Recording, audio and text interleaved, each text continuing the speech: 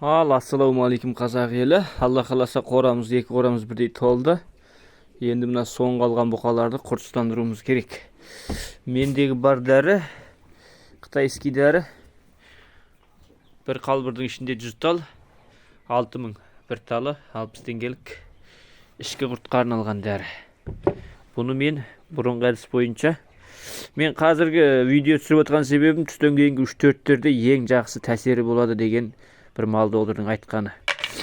Ішкі құртты құртыстандыратын боласаң, бір күннің ішіндегі түстен кейінгі сағат 3-4-тің аралығы деген. Мен міне қазір соған дайындалып отырмын, Алла қаласа. Мынандай балға боламыз.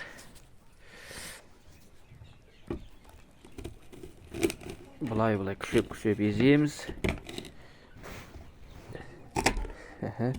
Азыр шейді.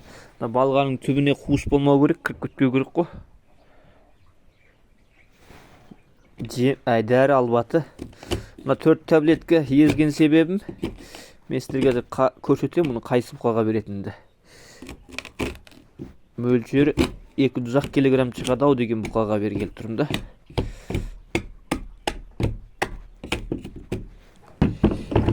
Бұны мен енді азын-аулақ жем іліп аламыз.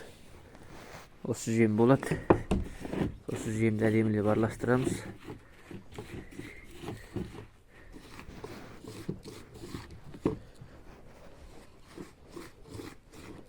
Нөмірі 1-ші бұқа.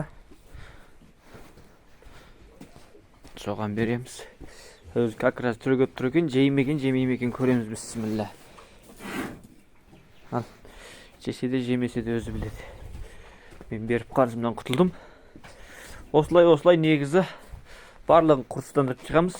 Мынаның түрін көріңіздер. Әжедәне. Бұл енді 200 килограмм шығатын бұқа. 4 тал. 50 килограмм тіл салмаққа. Bir таблетка. Енді мен жұмыс жасамасам болмайды, қолым байланып қалады. Негізі көрсеттім. Арғалай қайталай берем. Неше бұқам құрсызданбаған, соңынан алған, соның бәріне берілетін болады.